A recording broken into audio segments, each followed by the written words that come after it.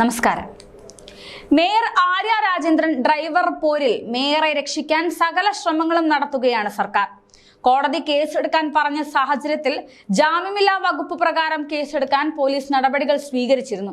എന്നാൽ സർക്കാർ ഇടപെട്ട ജാമ്യമില്ലാ വകുപ്പ് റദ്ദാക്കാനാണ് ശ്രമം നടത്തുന്നത്. അതിനു പിന്നാലെയാണ് ഇപ്പോൾ മേയർക്ക് ജാമ്യം ലഭിക്കാനുള്ള നീക്കങ്ങളും CPM-ഉം സർക്കാരും നടത്തുന്നു എന്ന വിവരം പുറത്തുവരുന്നത്. അതിനുവേണ്ട നിയമസഹായങ്ങളും സർക്കാർ ചെയ്തു കൊടുക്കുന്നതടക്കം വലിയ രീതിയിലുള്ള സംരക്ഷണ നടപടികളാണ് മേയർക്ക് അനുകൂലമായി നടക്കുന്നത്. KSRTC ബസ് തടഞ്ഞതിന് തിരുവനന്തപുരം മേയർ ആര്യ രാജേന്ദ്രനും സച്ചിൻ ദേവ് MLA-ക്കുമെതിരെ ജാമ്യമില്ലാ കേസെടുത്തെങ്കിലും അറസ്റ്റ് നിർബന്ധമല്ല എന്നാണ് പുറത്തുവരുന്ന വിവരം. സർക്കാർ ഉദ്യോഗസ്ഥന്റെ ഔദ്യോഗിക കൃത്യനിർവഹണം തടസ്സപ്പെടുത്തിയ IPC 353 വകുപ്പാണ് ഇവർക്കെതിരായ ജാമ്യമില്ലാ കുറ്റം.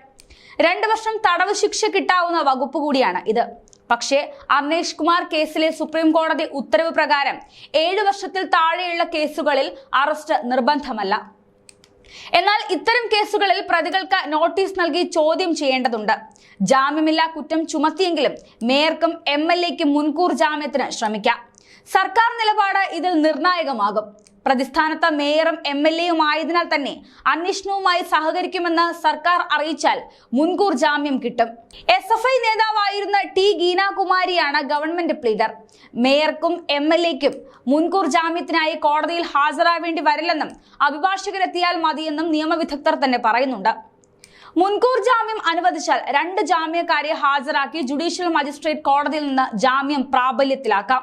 മേയർക്കും കൂട്ടർക്കുമെതിരെ തെളിവ് നശിപ്പിക്കലിന് 7 വർഷം തടവ് ശിക്ഷ കിട്ടാവുന്ന വകുപ്പ് ചുമത്തിയിട്ടുണ്ടെങ്കിലും ഇതും ജാമ്യം കിട്ടുന്ന വകുപ്പാണ്.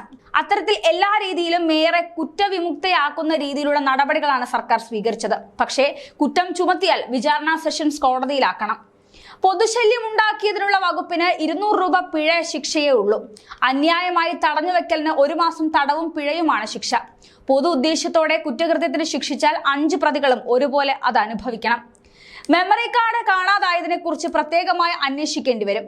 മേയർ MLA ബന്ധുക്കളടക്കം 5 പേർക്കെതിരെ ചുമത്തിയ അതിക്രമിച്ചു കയറൽ കുറ്റം ഈ കേസിൽ നിലനിൽക്കില്ലെന്ന് നിയമവിദഗ്ധർ തന്നെ പറയുന്നു. KSRTC ബസ് പൊതുസ്വത്താണ്. ഇതിൽ റോഡിൽ വെച്ച് ആർക്കും പ്രവേശനമുണ്ട്. അതിനാൽ ബസ്സിൽ കയറിയാൽ അതിക്രമത്തിന്റെ പരിധിയിൽ വരില്ല എന്നാണ് നിയമവിദഗ്ധർ പറയുന്നത്. അതേസമയം ബസ്സിലെ യാത്രക്കാരെ കണ്ടെത്തി മൊഴികളെടുത്ത് സാക്ഷികളാക്കുമെന്നും പോലീസ് പറയുന്നു. ഇവരുടെ പക്കൽ വീഡിയോയോ രേഖകളോ ഉണ്ടെങ്കിൽ അതും ശേഖരിക്കും. മാത്രമല്ല പ്രതികളുടെ മൊഴിയെടുക്കണം, തെളിവുകൾ ഉണ്ടെങ്കിൽ അത് ശേഖരിക്കണം, നോട്ടീസ് നൽകി വിളിച്ചു വരുത്താമെന്നും പോലീസ് പറയുന്നു. രേഖകളും തെളിവുകളും ഇല്ലെങ്കിൽ കേസ് എഴുതിത്തള്ളാൻ പോലീസ് കോടതിയിൽ റിപ്പോർട്ട് നൽകും. എഴുതിത്തള്ളൽ റിപ്പോർട്ടാണെങ്കിൽ കോടതി ഡ്രൈവർ യദുവിന് നോട്ടീസ് അയക്കും. യദുവിന് എതിർ ഹർജി ഫയൽ ചെയ്യാനുമാകും.